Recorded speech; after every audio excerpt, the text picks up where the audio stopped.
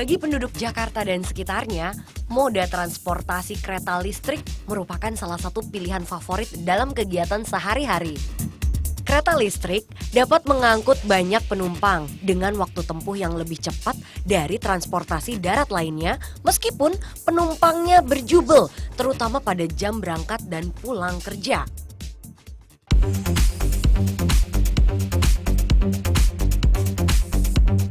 Hari ini, saya akan melakukan perjalanan ke Bogor dengan menggunakan dua alat transportasi sekaligus, yaitu kereta dan sepeda tentunya. Sampai deh di stasiun Jakarta Kota. Ini saya udah pakai sepeda Sally ya, saya lipet kayak gini, udah janjian juga sama Vivi teman saya. Sekarang kita tinggal ketemu sama dia dan berangkat naik KRL.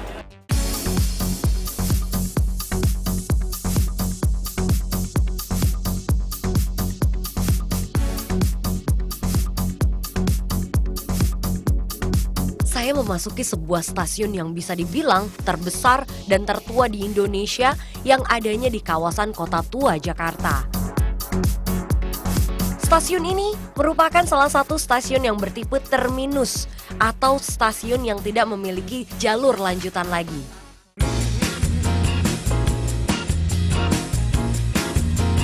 Stasiun Jakarta Kota, dulu nama Belandanya Stasiun Beos.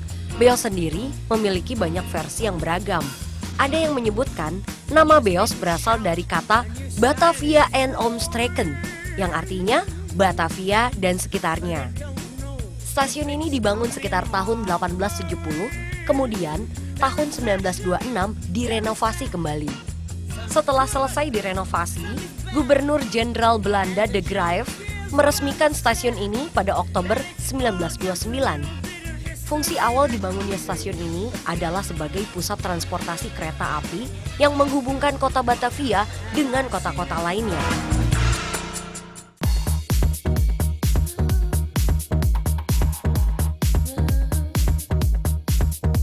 Nah, itu dia Vivi. Dia juga udah siap dengan sepeda lipatnya. Kami langsung menuju ke kereta tujuan Bogor. Khusus sepeda lipat, sepeda ini diperbolehkan dibawa ke dalam gerbong kereta. Membawa sepeda lipat ke dalam gerbong juga tidak dikenakan biaya. Tiket kereta listrik dari stasiun Jakarta ke kota menuju Bogor dijual seharga Rp15.000 untuk sekali perjalanan. Karena ini stasiun pemberangkatan awal, penumpangnya belum terlalu padat. Jadi, saya dan Vivi bisa meletakkan sepeda di tempat yang aman.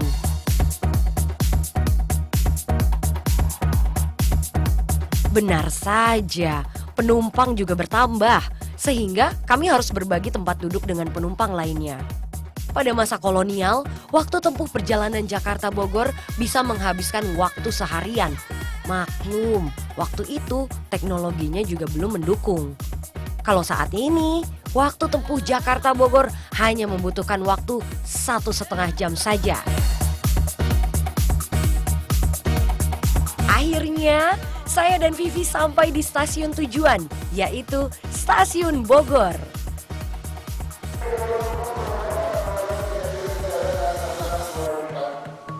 Di sini ada tulisan Bogor 246 m yang artinya stasiun ini berada di ketinggian 246 meter di atas permukaan laut. Sebelum ada stasiun, di area inilah area pemberhentian dari kereta kuda dari Jakarta menuju Bogor. Karena untuk menghemat waktu, pada zaman Hindia Belanda mereka membangun stasiun dinamakan Stasiun Buitenzorg karena nama Bogor waktu itu namanya Buitenzorg. Stasiun Bogor merupakan stasiun tertua yang dimiliki oleh Kota Bogor yang dibangun oleh perusahaan kereta api Belanda Staatspoorwegen pada tahun 1872. Bangunan stasiun Bogor ini juga sangat kental dengan arsitektur Eropa. Bangunan peron utamanya belum berubah bentuk, masih seperti bangunan aslinya.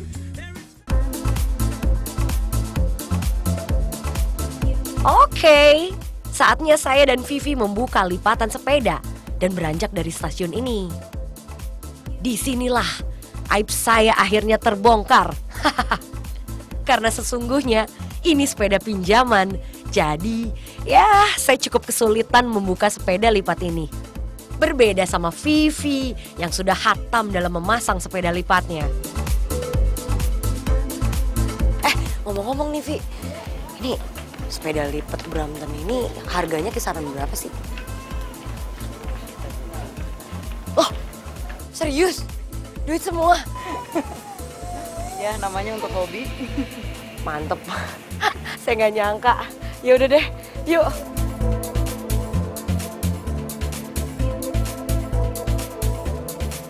Sebelum memasuki kawasan Taman Topi, saya dan Vivi tidak sengaja bertemu dengan Wali Kota Bogor. Wah, ini kesempatan saya buat meminta sesuatu sama pejabat. Pak, saya mau tanya-tanya nih, di Bogor kira-kira ada jalur sepeda nggak sih Pak? Jalur sepeda mau kita buat dari Istana Kebun Raya, nanti ada jalur sepeda. Berarti di sekitar sini ya, dekat-dekat sini. Ya. Terus nanti agak ke Katulampa, udah dibuat petanya, nanti kita buat. Oke, sip. Semoga warga Bogor jadi senang sepedaan, jadi makin ini ya bebas emisi. Terima kasih Bapak untuk waktunya. Selamat bekerja lagi.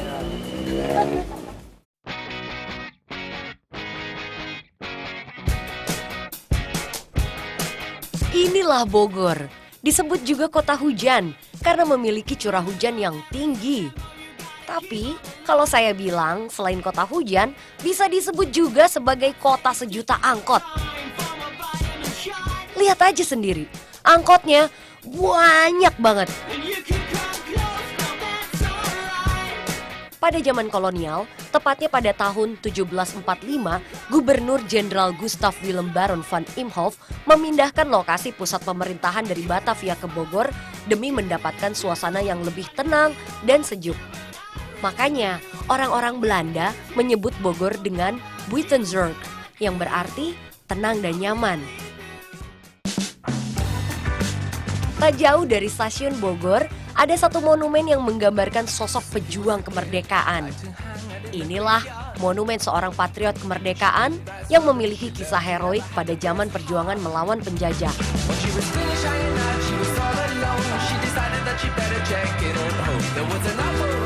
Mungkin gak banyak orang yang tahu siapa sosok yang ada di monumen ini. Tapi inilah dia, Kapten Tubagus Muslihat atau yang sering disebut Kapten Muslihat, salah seorang pahlawan dari kota Bogor.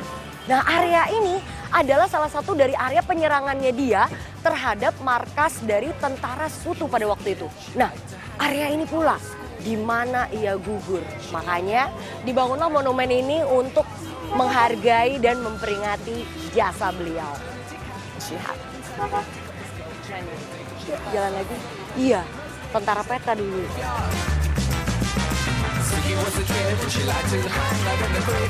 Nama Kapten Muslihat diabadikan menjadi salah satu jalan utama di kota Bogor.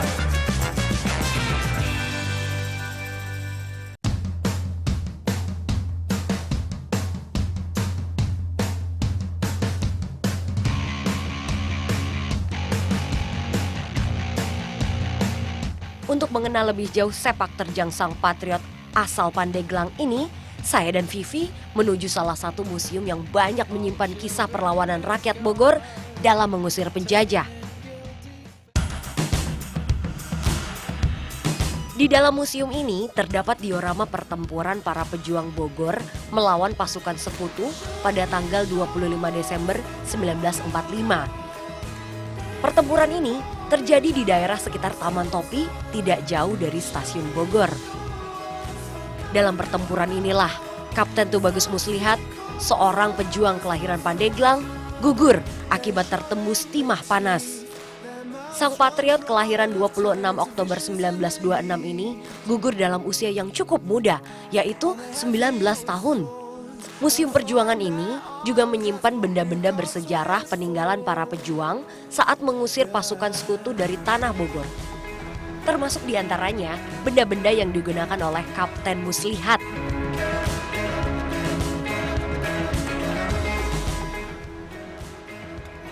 Wah, ini dia. Ini baju yang terakhir dipakai oleh Kapten Muslihat pada saat perangnya yang terakhir kali melawan Sekutu. Jadi di sini ada baju robek di bagian perut karena memang waktu itu dia tertembak di bagian perut. Jadi ada bekas-bekas darahnya, ya kan? Dan selain baju, di sini juga ada peralatannya. Itu ada ikat pinggang, wah segala macam deh. milik Kapten Muslihat, salah satu pahlawan Bogor.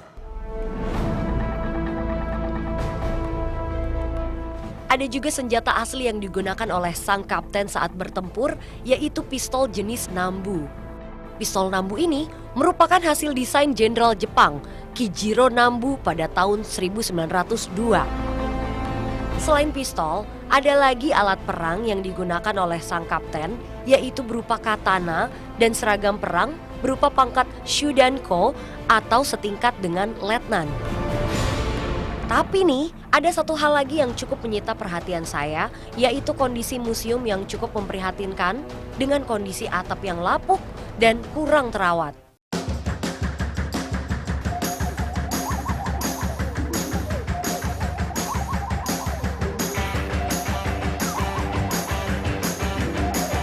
Setelah melewati Museum Peta, saya dan Vivi melanjutkan perjalanan menuju wilayah utara Bogor. Kondisi jalannya lumayan padat, nggak beda sama Jakarta. Ketika memasuki wilayah yang dulu disebut Bondongan, saya dan Vivi melewati sebuah gang di mana pada ujung gang ini terdapat makam seorang maestro seni dunia kelahiran Semarang, yaitu Raden Saleh Syarif Bustaman.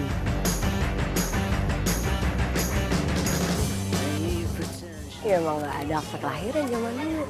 Tapi di sini nggak ada tulisan dari ini. Sana kan biasanya kuburan ada ya. Iya. Raden Saleh adalah pelukis fenomenal berkaliber dunia. Raden Saleh pernah diundang Ratu Inggris, Ratu Victoria sebanyak 2 kali. Salah satu karya fenomenal sang maestro yang masih dikenang hingga saat ini adalah lukisan penangkapan Pangeran Diponegoro. Menurut beberapa sumber, di dalam lukisan ini, Raden Saleh menggambarkan dirinya sedang berada di antara para pengikut setia Pangeran Diponegoro yang sedang menyaksikan peristiwa itu.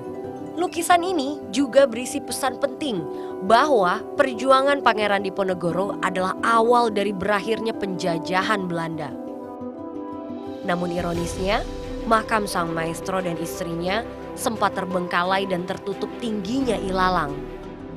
Hingga akhirnya atas perintah Bung Karno pada tahun 1953 dilakukan pemugaran makam Raden Saleh.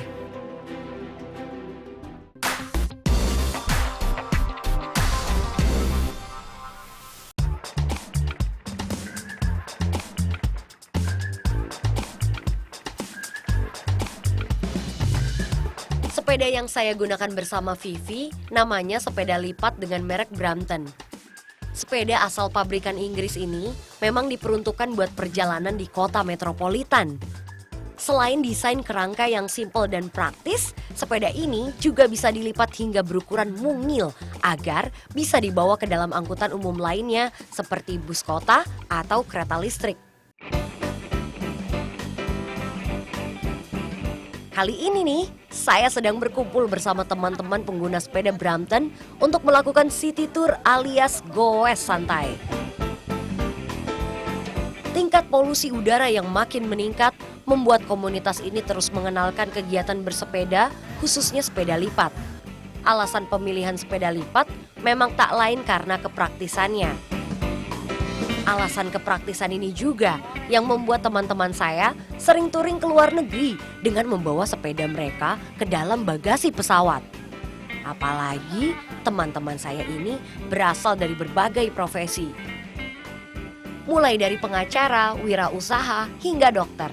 Makanya cukup beralasan ya kenapa mereka sanggup membeli sepeda yang harganya lumayan selangit ini. Bagi teman-teman saya, goes city tour secara rutin bisa dibilang sebagai bentuk ekspresi akan kecintaan pada alat transportasi ini sambil mempererat tali silaturahmi. Ini saya nyobain sepeda yang mana, Om? Nyobain ini Brompton, warnanya spesial. Kebetulan kan jersey-nya sama sepedanya sama lagi warnanya. Warnanya merah, asik dikasih yang ini. Mengenai sepeda lipat sendiri, banyak versi tentang penemu awal dari sepeda lipat. Tapi perkembangan sepeda lipat mulai pesat sejak tahun 1980. Salah seorang pionirnya adalah Andrew Ritchie, seorang pria asal Inggris yang berhasil menciptakan sepeda lipat dengan desain yang cukup praktis.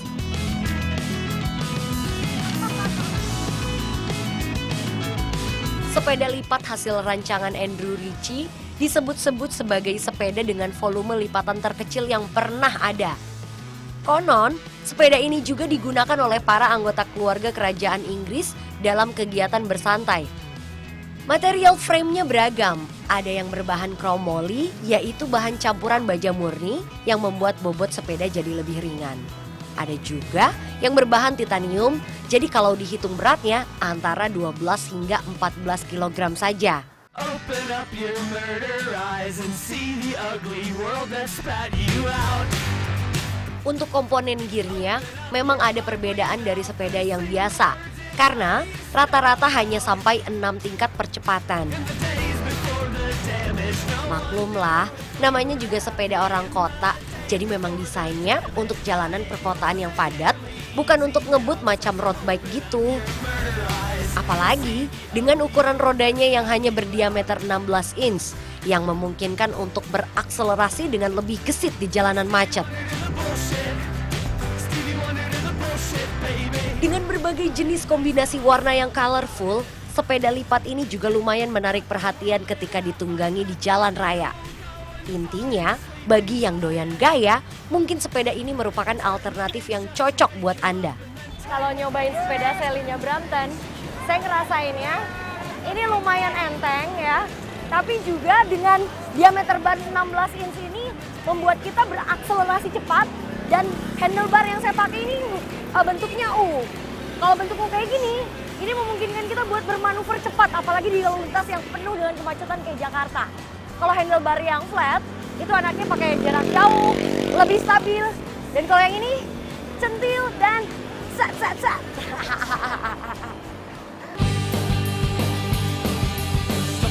Nah, ketika gue selesai dan sepeda mulai dilipat, maka di sini kepraktisannya terlihat. Sepeda ini bisa dilipat hanya dalam beberapa langkah, asalkan tidak banyak modifikasi dan penambahan aksesoris yang berlebihan. Jadi, kalau udah males lanjut goes, tinggal lipat aja dan masuk bagasi mobil deh. Lagi pula, sepedahan itu tujuannya buat fun kan? Bukan buat menyiksa diri.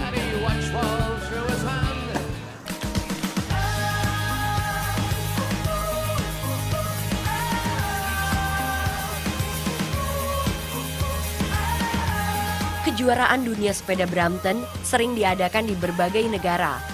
Tapi kejuaraan balap sepeda ini suasananya lebih mirip suatu karnaval yang lekat dengan kegembiraan serta suasana yang santai. Tahun lalu, final kejuaraan ini diselenggarakan di kota London. Walaupun bertajuk babak final, namun suasananya lebih layak disebut pesta kostum. Suasana seperti ini selalu terlihat di berbagai negara yang menyelenggarakan kejuaraan balap sepeda Brampton. Beberapa tahun sebelumnya, kejuaraan yang diselenggarakan di Interlaken, Swiss juga tak kalah seru dan meriah. Pesertanya terdiri dari berbagai usia dengan gaya dan penampilan yang beragam, layaknya bukan ajang balapan yang serius.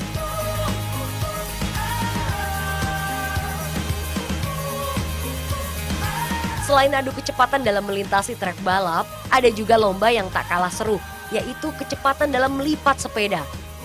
Lomba melipat sepeda juga selalu menarik perhatian penonton dimanapun kejuaraan ini diselenggarakan.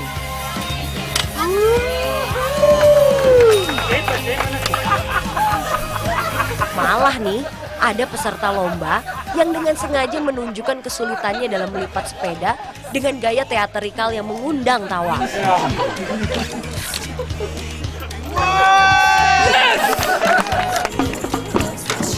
Selain lomba melipat sepeda, ada juga atraksi akrobatik mengangkat sepeda yang diletakkan di wajah sambil menjaga keseimbangan.